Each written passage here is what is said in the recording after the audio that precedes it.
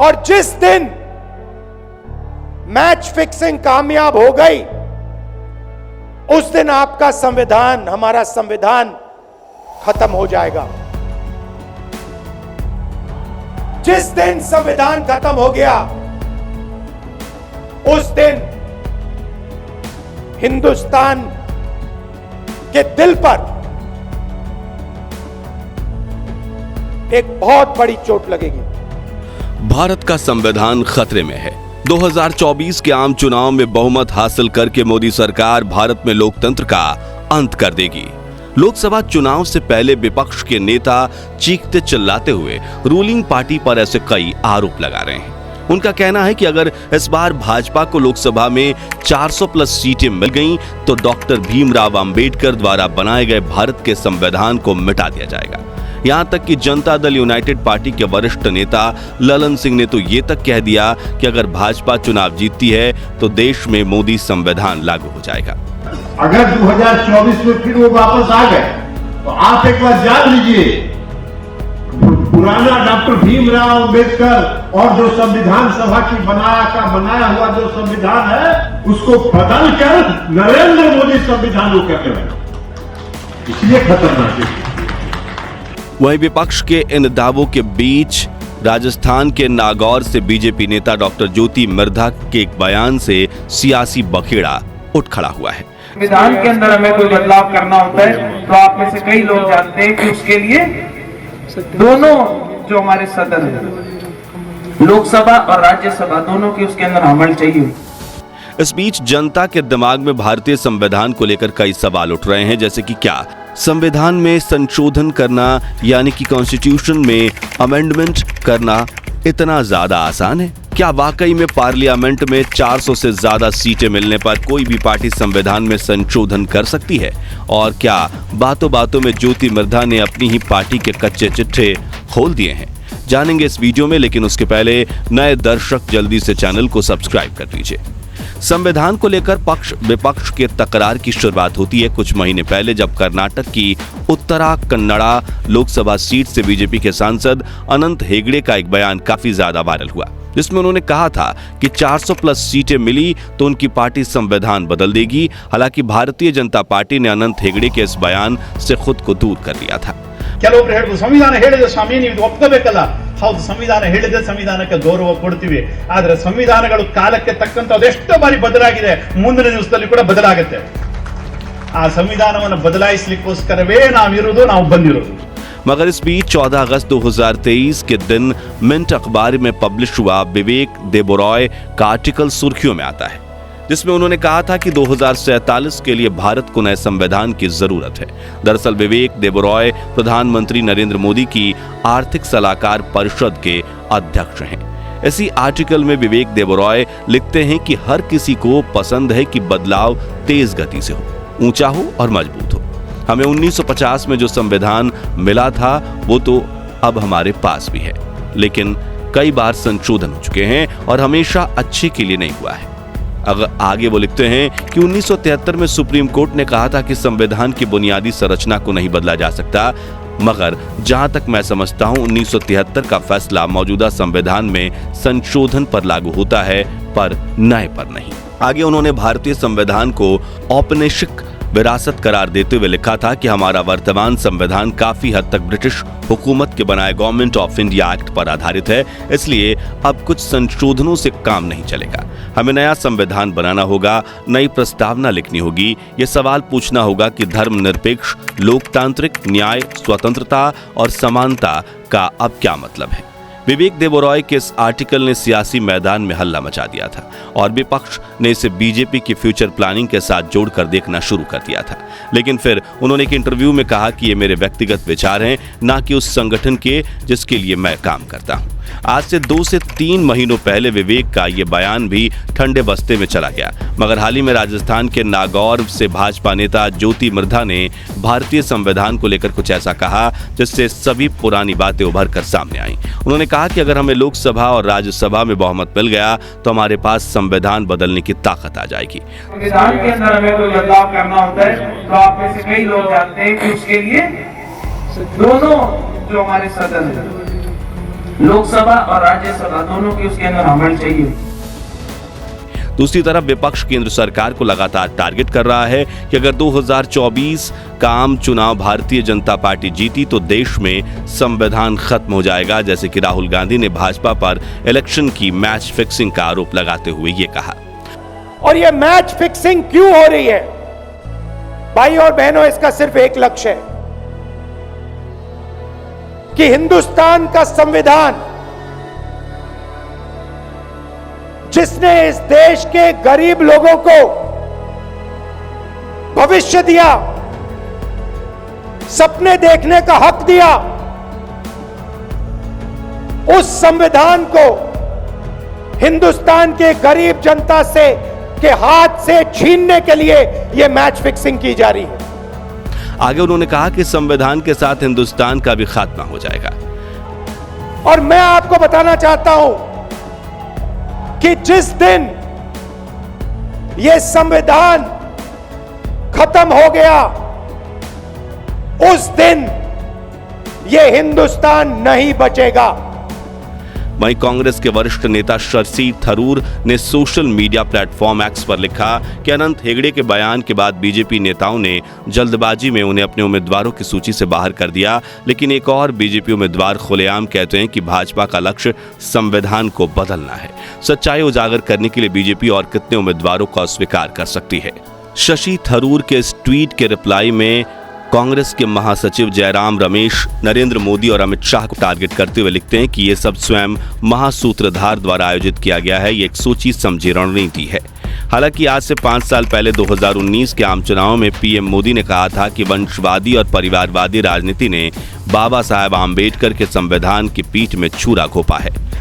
बाबा साहब आम्बेडकर ने हमें जो संविधान दिया है, उस संविधान में के पीठ में छुरा भोंकने का काम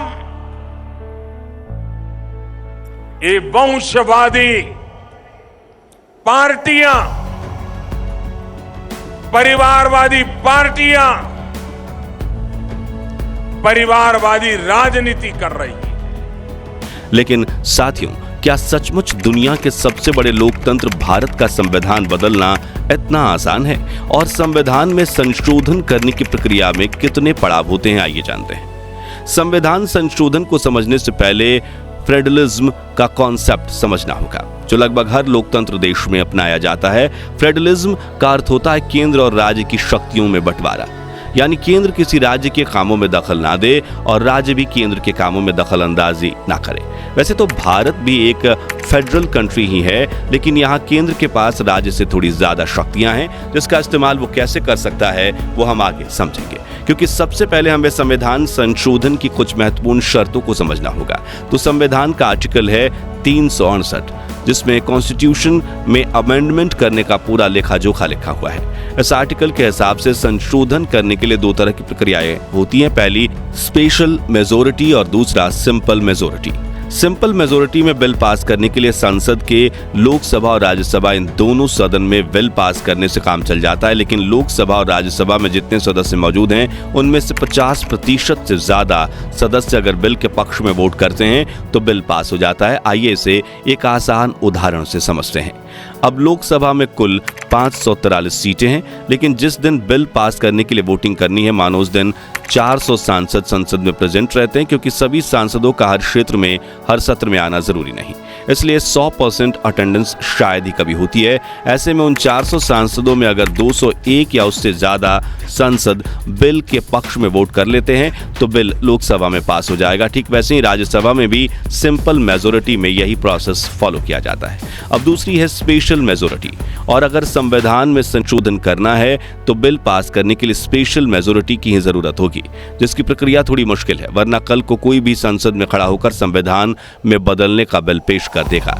ना तो स्पेशल मेजोरिटी के तहत बिल पास करने के नियम ये हैं कि संसद में मौजूद 50% से ज्यादा सांसद बिल के पक्ष में होने चाहिए और यह आंकड़ा सदन की कुल सीटों का 2/3 हिस्से से ज्यादा होना चाहिए। यानी कि लोकसभा में कुल 543 सीट्स हैं तो उसका 2/3 हिस्सा यानी कि 272 से ज्यादा सांसद बिल के पक्ष में वोट देने चाहिए, जिससे वो बिल लोकसभा में पास हो जाएगा। वहीं राज्यसभा में यह आंकड़ा 123 से ज्यादा होना चाहिए, जिससे उस बिल को राज्यसभा में पास कर दिया जाएगा। स्पेशल मेजोरिटी के जरिए fundamental rights, directive principles of state policy जैसे संविधान के कई हिस्सों को संशोधित किया जा सकता है। लेकिन जब कुछ बड़े बदलाव करने हो तो स्पेशल मेजोरिटी से भी काम नहीं चलेगा, बल्कि बिल पास करने की प्रक्रिया में देश के सभी राज्यों की विधानसभाओं की भूमिका भी आती है, जिसके तहत स्पेशल मेजोरिटी मिलने के बाद उस बिल को 50% से ज्यादा राज्यों की विधानसभा में भी मंजूरी दिलवानी पड़ती है। आइए इसे भी एक उदाहरण से समझते हैं। तो जब केंद्र सरकार ने संसद में GST यानी कि गुड्स एंड सर्विस टैक्स का बिल पेश किया तो सिर्फ लोकसभा और राज्यसभा से मंजूरी मिलने पर इसे लागू नहीं किया गया, बल्कि संसद ने इस बिल को देश के सभी राज्यों की विधानसभाओं को भी भेजा, जहां पर सिंपल मेजोरिटी से प्रॉपर वोटिंग का इस्तेमाल किया गया और 50% से ज्यादा राज्यों की विधानसभा में GST के पक्ष में वोटिंग हुई। यानी कुल 28 में से 15 से ज्यादा राज्यों की विधानसभा GST के पक्ष में खड़ी रही, तभी वो बिल पूरी तरह से पास हुआ और उसे लागू कर दिया गया। अब सवाल यहाँ आता है कि अगर ऐसा संविधान बदला जाता है तो अगर किसी सरकार के पास स्पेशल मेजोरिटी भी है और राज्यों में भी उनकी सरकार है, तो क्या वो पूरा का पूरा संविधान ही बदल सकती है? इसका जवाब है बिल्कुल नहीं, क्योंकि ऐसा करने से लोकतंत्र देश में तानाशाही भी लाई जा सकती है। मानो किसी ने प्रधानमंत्री की कुर्सी पर बैठकर कह दिया कि भैया अब तो कभी चुनाव नहीं होंगे, इसलिए उसने ऐसा बिल पास करवा दिया कि प्रधानमंत्री की कुर्सी भी विरासत में देना मुमकिन है, यानी मैं फिर बेटा और उसके बाद मेरा पोता प्रधानमंत्री बनता रहेगा। दुनिया के सबसे बड़े तानाशाह देश नॉर्थ कोरिया में ऐसा ही होता है। ये तो नाइंसाफी हुई ना, इसलिए हमारे भारत के संविधान में ऐसा करना तो मुमकिन नहीं है। आइए इसे एक उदाहरण से समझते हैं। तो साल 1976 इमरजेंसी के दौरान इंदिरा गांधी सरकार ने 42वें संविधान संशोधन पेश किया था, जिसमें संविधान की प्रस्तावना में सोशलिस्ट शब्द जुड़वा दिया गया था। इतने अमेंडमेंट किए गए कि लोग इसे मिनी कॉन्स्टिट्यूशन के नाम से ही जानने लगे। इसमें सबसे बड़ा बदलाव था सुप्रीम कोर्ट के जुडिशियल अधिकार यानी क्षेत्राधिकार के दायरे को कम करना। इस संशोधन के हिसाब से सुप्रीम कोर्ट किसी भी संवैधानिक संशोधन के मामले में सुनवाई नहीं कर सकता, यानी अगर सरकार ने कोई ऐसा संशोधन किया जिसे देश के नागरिकों को समस्या हो तो भी वह सुप्रीम कोर्ट के सामने बदलाव की गुहार नहीं लगा सकते।